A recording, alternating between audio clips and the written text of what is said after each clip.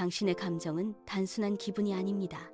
그것은 당신의 몸을 바꾸고 관계를 바꾸며 심지어 유전자의 발현 방식까지 완전히 뒤바꾸는 강력한 힘입니다. 지금 이 순간에도 당신의 내면에서 일어나는 감정의 파동은 세포 하나하나에 직접적인 명령을 내리고 있습니다. 감정이라는 단어의 뿌리를 찾아가 보면 라틴어 에모베레에 닿게 됩니다. 그 뜻은 바로 움직이게 하다입니다. 감정은 뇌 속에 머무는 정적인 상태가 아니라 당신의 온몸을 끊임없이 움직이게 만드는 역동적인 에너지입니다. 심장이 뛰고 근육이 반응하며 혈액이 흐르는 모든 과정 뒤에는 감정이라는 보이지 않는 엔진이 작동하고 있습니다. 우리는 흔히 감정을 통제해야 할 대상이나 일시적인 현상으로 치부하곤 합니다. 하지만 감정은 당신이라는 존재를 구성하는 가장 근본적인 정보이자 삶의 방향을 결정짓는 핵심적인 에너지입니다. 이제 당신의 감정이 가진 진짜 힘을 마주할 시간입니다. 신경과학자 캔더스 퍼트는 뇌라는 좁은 상자 속에 갇혀있던 감정의 지도를 완전히 새로 그렸습니다. 그녀는 저서 감정의 분자들을 통해 감정이 단순히 머릿속 전기 신호가 아님을 증명했습니다. 감정을 실어 나르는 핵심 메신저, 바로 신경 펩티드입니다. 이 미세한 분자들은 뇌의 회로를 타고 흐르다 멈추지 않습니다. 혈류를 따라 쉼없이 이동하며 심장으로, 장으로, 그리고 혈관을 타고 온몸의 면역 세포까지 파고듭니다. 세포 표면에 자리 잡은 수용체들은 이 메신저를 기다리고 있습니다. 신경 펩티드가 수용체와 결합하는 순간 세포는 즉각적으로 반응합니다. 마치 열쇠가 자물쇠를 열듯 감정이라는 정보가 당신의 신체 곳곳에 물리적인 변화를 일으키는 것입니다. 뇌에서 시작된 파동이 심장 박동을 바꾸고 면역 세포의 활동을 조절하며 당신의 온몸을 하나의 거대한 감정 네트워크로 연결합니다. 감정은 뇌의 전유물이 아닙니다. 그것은 당신이라는 유기체 전체가 함께 느끼고 함께 반응하며 함께 변화하는 전신적인 사건입니다. 이제 시선을 뇌에서 아래로 옮겨보세요. 당신의 장 속에는 뇌와 맞먹을 만큼 복잡한 신경 네트워크가 촘촘하게 얽혀 있습니다. 과학자들이 장을 제2의 뇌라고 부르는 이유는 단순히 은유가 아닙니다.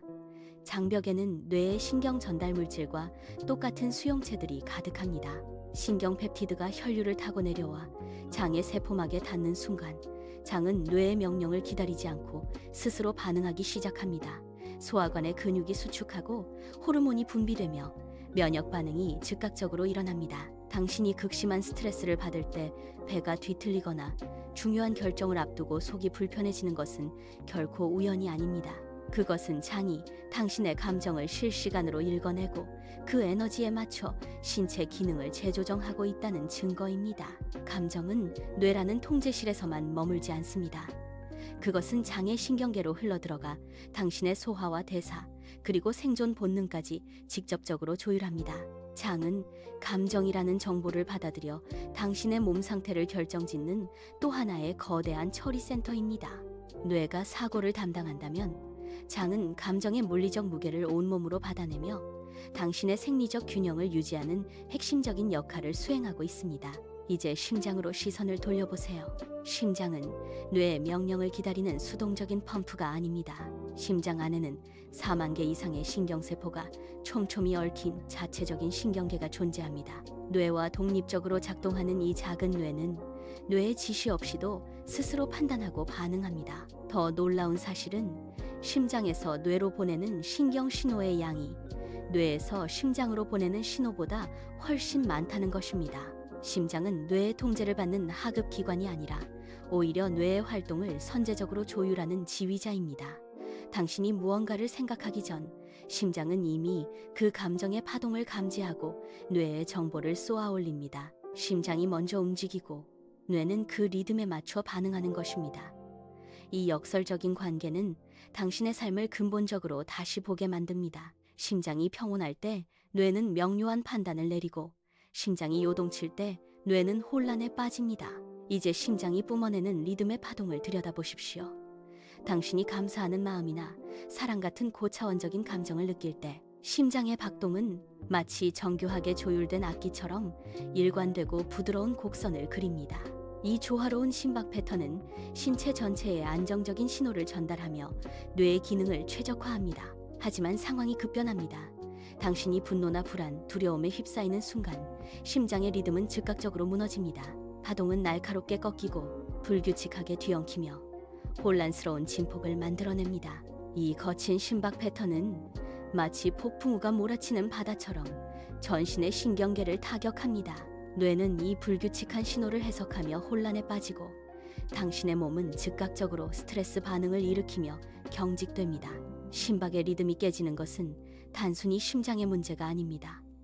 그것은 당신의 의식 전체가 혼돈의 소용돌이 속으로 빨려 들어가는 물리적 신호입니다. 조화롭던 파동이 톱날처럼 날카로운 불규칙함으로 변하는 그 찰나, 당신의 몸은 이미 생리적인 위기 상태에 놓이게 됩니다. 심박의 리듬이 그리는 이 미세한 곡선은 당신의 전신 건강을 결정짓는 가장 강력한 생리적 지표입니다. 심장이 일관된 리듬을 유지할 때 당신의 몸은 최적의 상태로 작동합니다. 세포는 원활하게 산소를 공급받고 신경계는 균형을 찾으며 면역체계는 외부의 위협에 대비해 견고한 방어선을 구축합니다.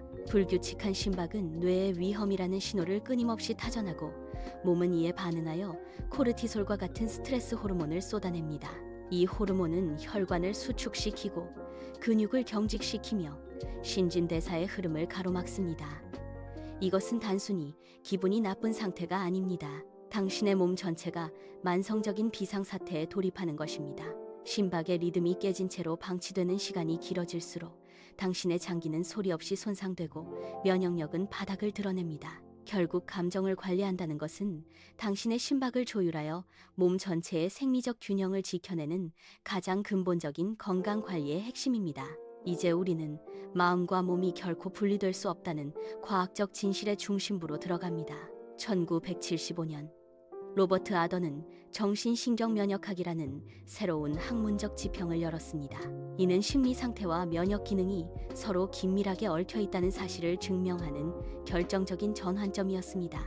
이전까지 의학계는 마음을 뇌의 영역으로, 몸을 물리적 장기의 영역으로 나누어 보았습니다. 하지만 이 학문은 그 경계를 허물었습니다. 수천 편의 연구 논문은 마음이 단순히 생각에 머물지 않고 신경계와 면역계를 관통하는 하나의 거대한 네트워크임을 입증하고 있습니다. 당신이 슬픔을 느끼거나 기쁨을 경험할 때 그 감정은 뇌의 전기 신호를 넘어 즉각적으로 면역세포의 활동을 변화시킵니다. 마음의 상태가 바뀌면 몸의 방어 체계도 실시간으로 재편되는 것입니다. 마음과 몸은 분리된 두 개의 개체가 아니라 감정이라는 하나의 언어로 소통하는 완벽한 일체입니다. 하지만 당신의 몸은 절망만을 위해 설계되지 않았습니다. 이제 전세를 역전시킬 강력한 무기를 꺼내십시오. 바로 웃음입니다. 당신이 입꼬리를 올리고 소리내어 웃는 순간 몸 안에서는 놀라운 생물학적 반전이 일어납니다. 뇌는 즉각적으로 엔도르핀과 도파민을 쏟아내며 코르티솔의 독성을 중화합니다. 로마린다 대학의 연구는 이 순간을 명확히 포착했습니다. 웃음이 터지는 즉시 잠들었던 NK 세포들이 마치 전장에 투입된 정예 부대처럼 깨어납니다. 세포막의 수용체가 다시 열리고 바이러스를 감지하는 예리한 촉수가 솟아오릅니다. 웃음은 단순한 기분 전환이 아닙니다. 이것은 당신의 면역계를 향한 가장 강력한 생물학적 처방전입니다. 웃음의 파동이 혈관을 타고 흐를 때마다 억압되었던 면역세포들은 폭발적으로 증식하며 방어력을 회복합니다. 굳게 닫혔던 세포의 문이 열리고 당신의 몸은 다시 활력을 되찾습니다. 긍정적인 감정은 당신의 유전자를 재프로그래밍하고 무너졌던 방어선을 견고하게 재건합니다. 이제 당신은 깨달아야 합니다. 당신의 감정은 당신을 파괴할 수도 혹은 가장 강력한 치유의 힘으로 당신을 살릴 수도 있습니다. 오늘 당신이 선택한 웃음 한 번이 당신의 세포를 살리고 생명을 지키는 가장 위대한 의학적 행위가 됩니다. 이제 당신의 뇌 속에서 벌어지는 또 다른 경이로운 현상으로 살펴보겠습니다. 1990년대 이탈리아 파르마 대학의 연구진은 뇌과학의 지도를 바꿀 놀라운 세포를 발견했습니다. 바로 거울 신경세포입니다. 누군가 컵을 들어 올리거나 기쁘게 웃는 모습을 볼 때 당신의 뇌는 단순히 그 장면을 관찰하는 데 그치지 않습니다. 당신의 뇌 속 거울 신경세포는 마치 당신이 직접 그 행동을 하는 것처럼 똑같은 부위를 즉각적으로 점화시킵니다. 상대의 고통을 볼 때 당신의 뇌는 똑같이 아픔을 느끼고, 상대의 웃음을 볼 때 당신의 뇌도 즐거움을 재현하는 이유가 바로 여기에 있습니다. 당신이 방사하는 감정의 에너지는 주변의 신경계를 재구성하는 강력한 파동입니다. 당신이 불안을 선택하면 주변은 혼란의 소용돌이가 되고, 당신이 평온을 선택하면 주변은 고요한 안식처가 됩니다. 당신은 당신의 관계와 환경을 창조하는 주체입니다. 당신이 내뿜는 그 감정의 주파수가 바로 당신이 살아갈 세상을 결정합니다. 이제 당신의 감정이 빚어내는 파동이 구체적으로 어디에 닿는지 확인하십시오. 퇴근 후 현관문을 열고 들어서는 당신의 표정을 떠올려 보십시오. 당신이 품고 온 분노와 짜증은 보이지 않는 열기처럼 거실 전체를 덮칩니다. 식탁에 앉은 가족들은 당신의 굳게 담은 입술과 날카로운 눈빛을 감지합니다. 그들의 어깨는 움츠러들고 대화는 멈추며 집안의 공기는 순식간에 차갑게 얼어붙습니다. 당신의 감정이 가정이라는 작은 우주의 온도를 결정한 것입니다. 직장에서도 마찬가지입니다. 회의실 문을 열고 들어오는 당신의 불안한 발걸음과 초조하게 펜을 돌리는 손가락은 동료들의 신경계를 즉각적으로 자극합니다. 당신이 내뿜는 긴장감은 회의실의 산소를 앗아가고 창의적인 아이디어 대신 방어적인 태도만을 남깁니다. 당신은 그저 감정을 느꼈을 뿐이라 생각할지 모릅니다. 하지만 당신의 신경계는 주변 사람들과 끊임없이 신호를 주고받으며 환경을 재설계하고 있습니다. 이제 당신에게 묻습니다. 당신은 어떤 온도를 방사하고 있습니까? 당신의 감정은 단순히 당신만의 것이 아닙니다. 그것은 당신이 머무는 공간의 질서이자 당신의 관계를 지탱하는 기둥입니다. 이제 의도적으로 선택하십시오. 당신의 감정 에너지를 조율하여 차가운 긴장을 녹이고 따뜻한 평온을 채워 넣으십시오. 당신이 뿜어내는 그 에너지가 바로 당신의 일상을 바꾸는 가장 강력한 도구입니다. 이제 감정의 파도에 휩쓸리지 않고 그 파도를 다스리는 구체적인 기술을 익히십시오. 당신의 가슴이 답답하고 머릿속이 혼란스러울 때 그저 그 감정을 억누르거나 무분별하게 쏟아내지 마십시오. 감정을 억압하면 내면의 압력은 결국 폭발하고, 방류하면 관계는 파괴됩니다. 대신 그 감정에 정확한 이름을 붙이십시오. UCLA의 매튜 리버만 연구팀이 증명했듯이 이는 뇌의 물리적 회로를 바꾸는 강력한 도구입니다. 당신이 지금 느끼는 감정을 구체적인 언어로 정의하는 순간 뇌의 편도체는 즉각적으로 반응합니다. 공포와 불안을 증폭시키던 편도체의 과도한 활성도가 눈에 띄게 낮아지기 시작합니다. 대신 논리적 사고와 의사결정을 담당하는 전두엽이 깨어나 활동을 시작합니다. 단순히 화가 난다라고 말하는 대신 나는 지금 나의 의견이 무시당한 것 같아 모욕감을 느끼고 있다라고 구체적으로 읊조려 보십시오. 그 언어의 조각들이 감정의 소용돌이를 객관적인 관찰 대상으로 분리합니다. 당신의 뇌는 이제 혼란스러운 에너지의 덩어리를 정돈된 정보로 처리하기 시작합니다. 감정에 이름을 붙이는 행위는 당신이 감정의 노예가 아니라 그 감정을 관찰하고 조율하는 주인임을 뇌에 각인시키는 과정입니다. 이제 당신의 감정을 언어라는 그릇에 담아 보십시오. 이제 감정을 언어로 명명하는 것을 넘어 그 감정을 온전히 쏟아내는 두 번째 도구인 감정일지에 주목하십시오. 심리학자 제임스 페네베이커의 30년 연구는 글쓰기가 단순한 기록을 넘어 신체적 치유를 이끄는 강력한 처방임을 증명합니다.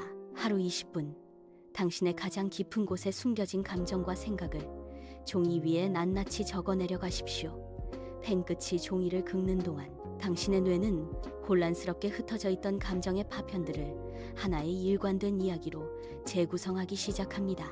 이 과정에서 스트레스 호르몬인 코르티솔의 분비는 줄어들고 우리 몸의 면역 세포들은 다시 활기를 찾습니다.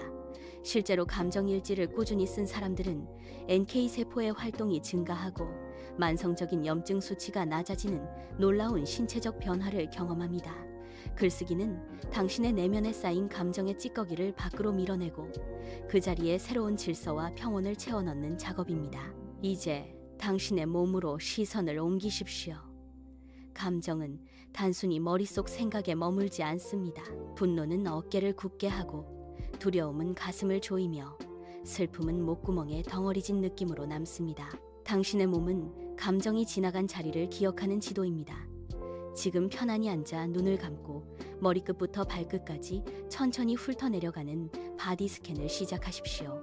턱 끝에 뭉친 긴장, 어깨를 짓누르는 뻐근함, 위장에 맺힌 답답함을 하나하나 찾아내십시오. 그 부위를 발견했다면 그곳에 의도적으로 깊은 호흡을 보내십시오.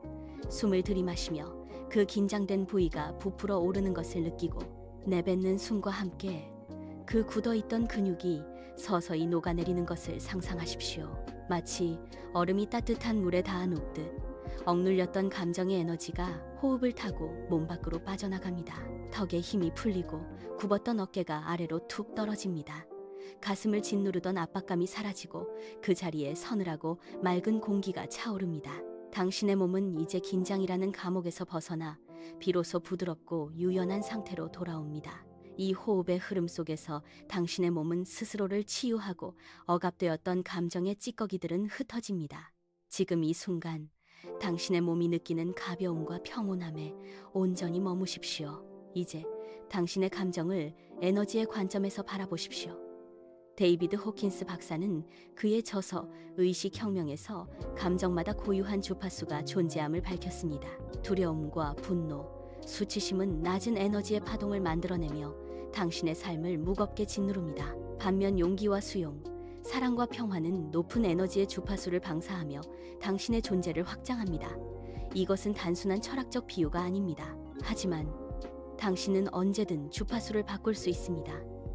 지금 이 순간 당신의 내면에서 일어나는 감정을 관찰하십시오.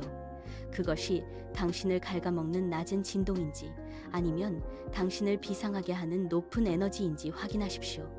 당신은 감정의 노예가 아니라 주파수의 선택자입니다. 의식적으로 사랑과 평화의 주파수를 선택하십시오.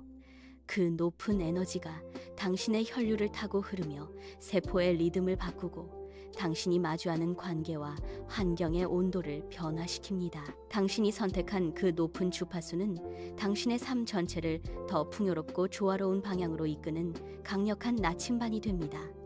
이제 당신의 의식을 더 높은 곳으로 끌어올리십시오. 이제 감정을 억압하거나 무분별하게 쏟아내지 마십시오. 대신 곁에 앉은 친구를 대하듯 부드럽게 시선을 맞추십시오. 당신의 내면에서 일어나는 감정에게 조용히 물어보십시오.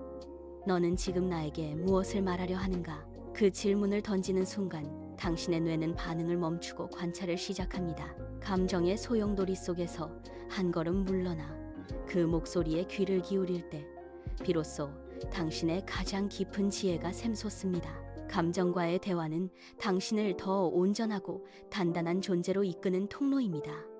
이제 당신은 감정의 주인이 되어 더욱 지혜로운 삶의 여정을 시작할 준비가 되었습니다. 마음이 편해지셨다면 구독, 좋아요로 우리 채널을 함께 키워주세요.